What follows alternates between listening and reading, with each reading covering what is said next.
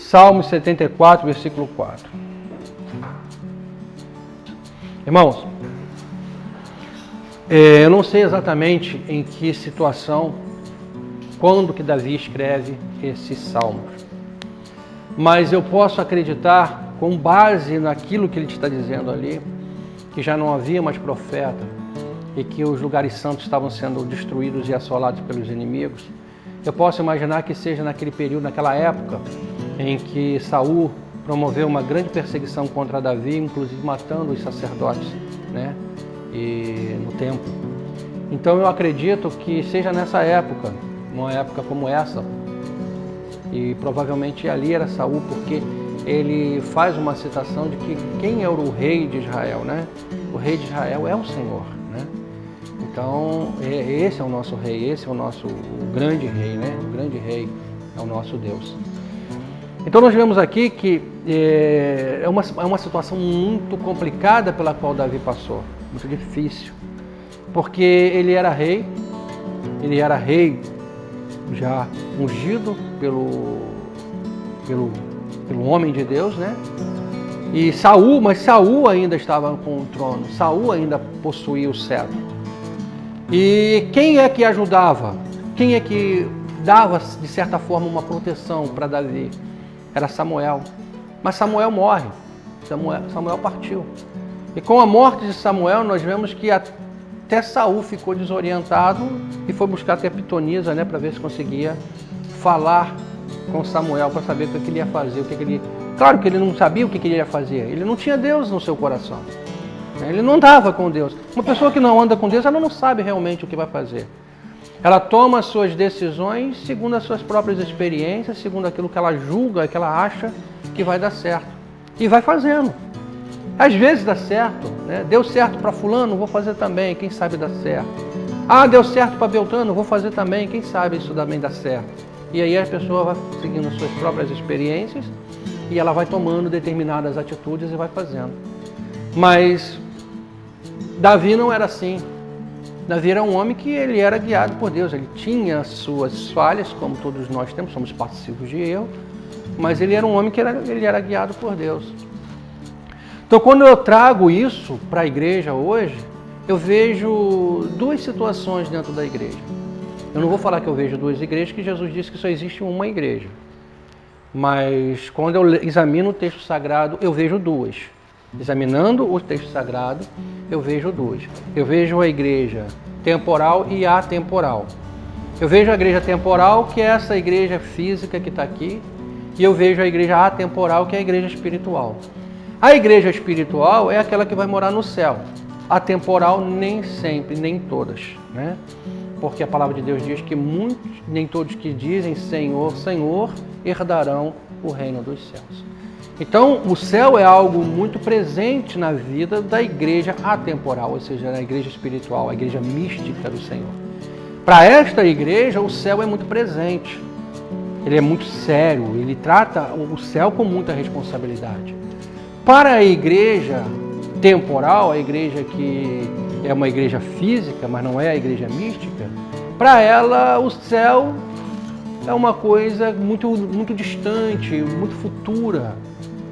Eles enxergam o céu como algo muito futuro, muito distante deles.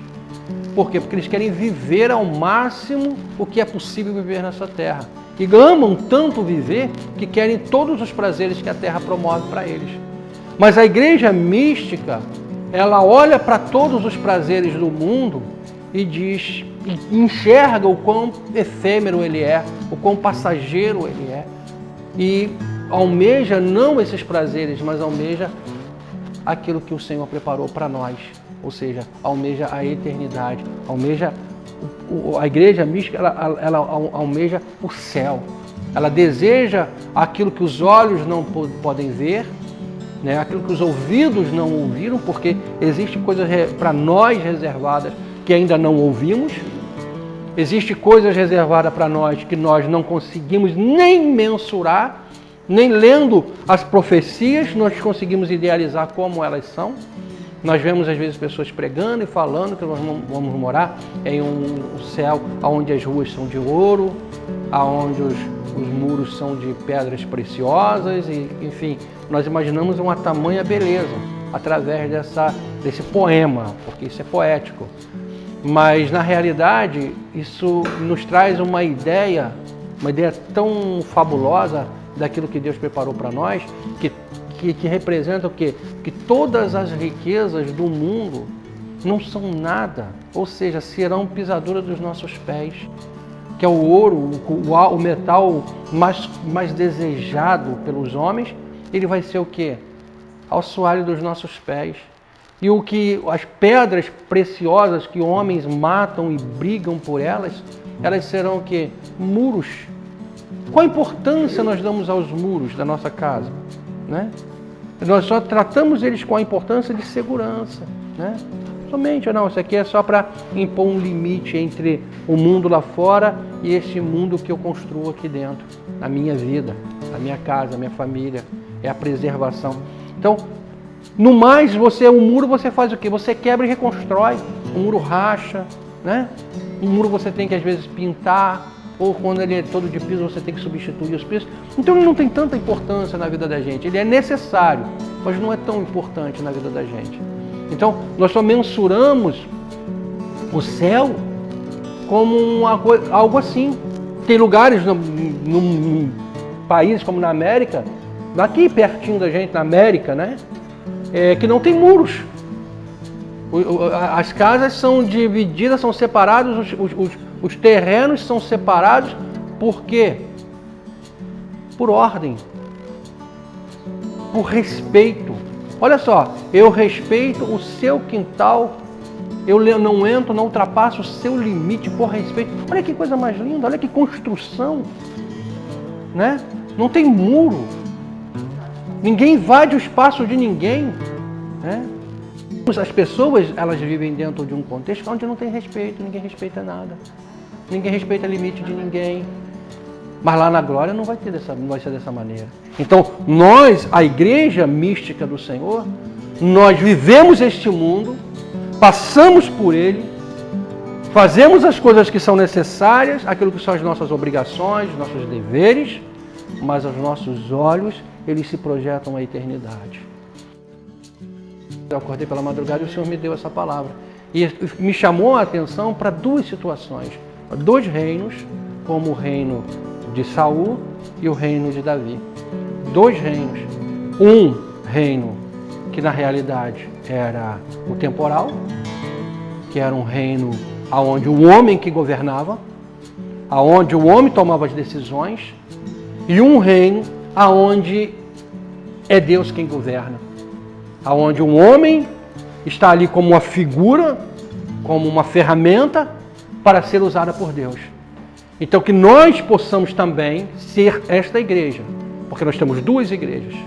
Aos olhos de Deus só existe uma igreja, mas Ele nos mostra, nos aponta duas igrejas, a que fica e a que sobe. Que possamos ser a igreja que sobe. Mas para que sejamos a igreja que sobe, nós precisamos tomar decisões na vida. Nós temos que ter opções na vida. Nós temos que olhar para o céu. Nós temos que, às vezes, rejeitar um monte de coisa que nos é oferecida. Às vezes nós temos que renunciar a um monte de proposta que nos é colocada diante dos nossos olhos, para olharmos para o céu, para buscarmos a face de Deus. Porque a face de Deus não é fácil de alcançá-la. Não é fácil de dizer assim, eu vou chegar, vou olhar a face de Deus. Não.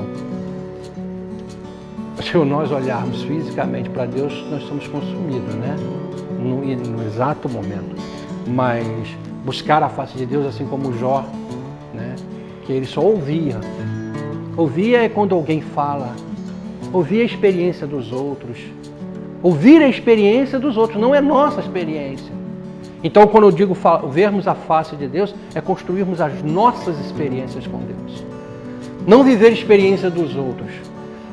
Eu ouvi o testemunho de fulano de tal, assim, assim, assim, e eu vou fazer. Você sabe se realmente aquele testemunho é verdadeiro? Será que aquela pessoa... Quantos testemunhos que a gente ouve que é mentira? Que é construído em base de mentiras e armações só para poder vender? Então, quantas pessoas estão se iludindo com testemunhos mentirosos, testemunhos de engano, palavras defraudadas, defraudações. Mas nós temos que nós construirmos uma experiência com Deus. Isso é um encontro com Deus.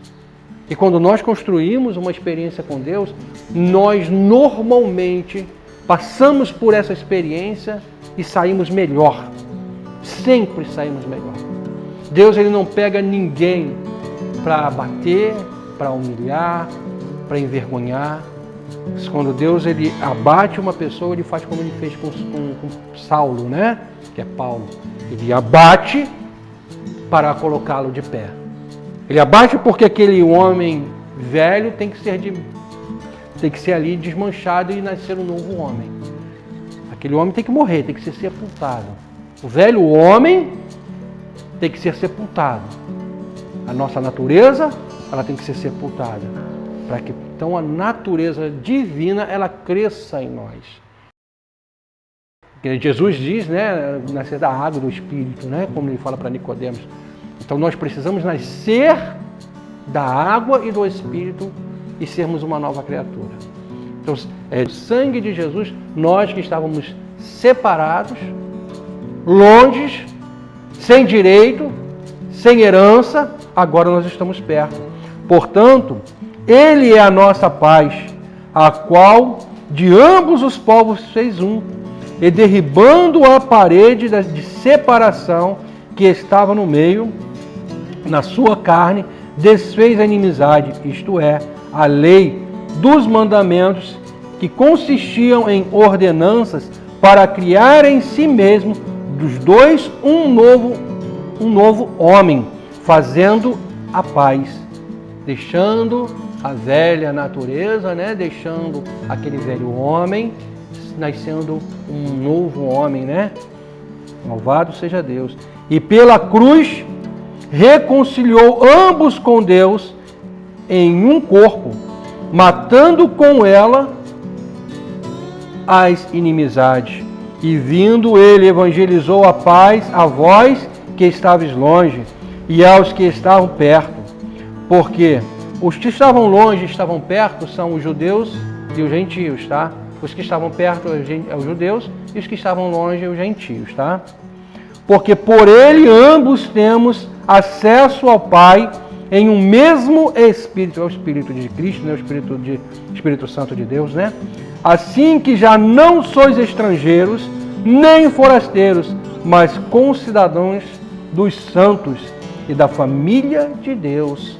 Versículo 20, ó. Edificados sobre o fundamento dos apóstolos e dos profetas e de Jesus Cristo, é a principal pedra de esquina. O que é uma pedra de esquina?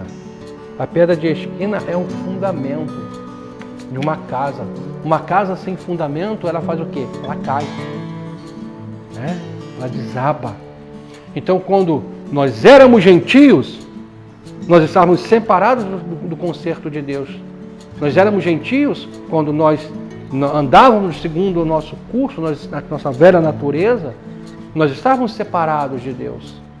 Nós estávamos distantes, nós éramos apenas meras criaturas. Às vezes você vê as pessoas fazendo um monte de besteira. Ah, filho de Deus. Não, são criaturas. Filhos de Deus quando aceita Cristo. Quando aceita Jesus, aí sim eles passam a ser filhos de Deus. Só ler lá, João capítulo 1. Para todos quanto receberam, os que receberam, deu-lhes o poder de serem feitos filhos de Deus. Para quem recebe é que é filho de Deus. Quem não recebe é criatura. É criatura. Perdido e destinado ao inferno. Destinado ao inferno, é para onde todos vão. Todos que andam segundo o seu curso. Mas no momento em que nós aceitamos a Jesus, nós começamos a entrar, ser concidadãos do céu. Nós somos herdeiros de uma promessa. E passando a ser herdeiros desta promessa, nós temos que andar em conformidade à promessa. Obedientes à promessa. Obedientes a quem? A Cristo. Abandonando a nossa velha natureza, nascendo de novo, permitindo o seu Espírito Santo gerar em nós uma nova criatura, para que possamos ir para o céu. Mas para isso nós temos que deixar a velha criatura.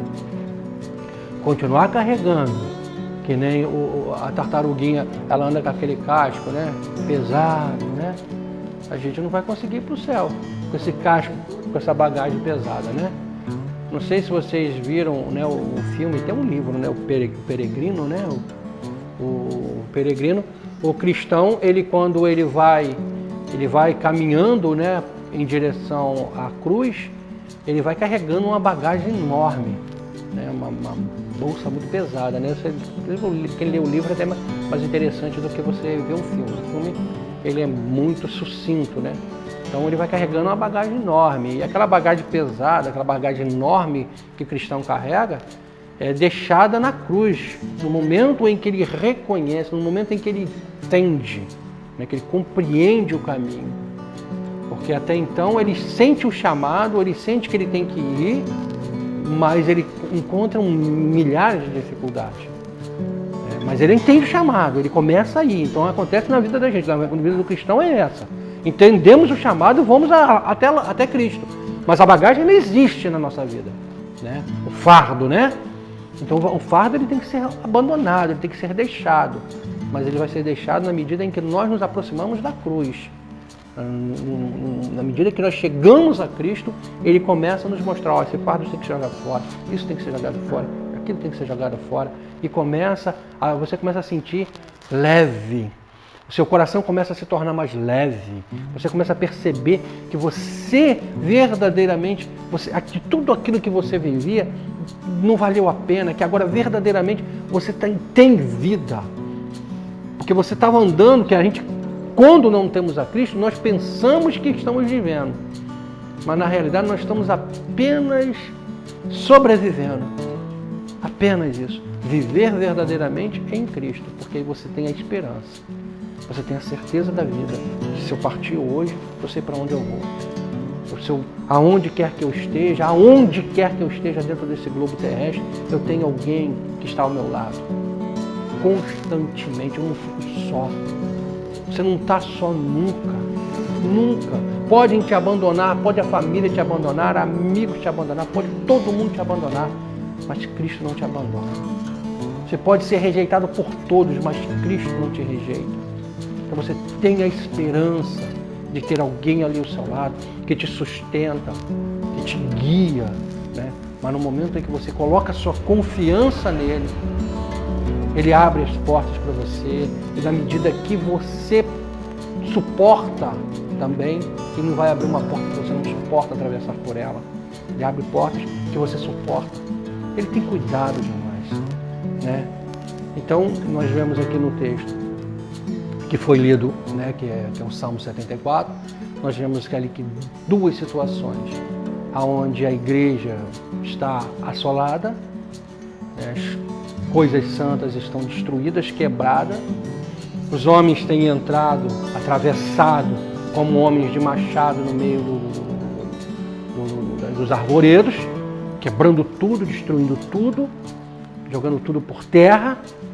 E nós vemos a indignação de Davi, aonde ele pede ao Senhor para que Deus ele faça justiça. Ele mude esse quadro e faça justiça. Então nós temos que pedir, a nossa oração tem que ser que Deus faça segundo a sua vontade, segundo o seu querer. Mas nós não podemos cessar as nossas orações. Não é porque nós temos a certeza do céu, não é porque nós temos a nossa salvação e os outros que se danem. Porque aí já começamos a questionar se realmente nós temos a certeza do céu. E se nós temos a certeza do céu, nós desejamos que muitas outras pessoas, elas também alcancem o céu. É por isso que nós temos que abrir os olhos daqueles que estão cegos.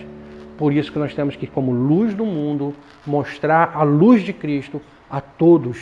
E como sal da terra, não permitir a degeneração, a putrefação do mundo. Porque o mundo está podre.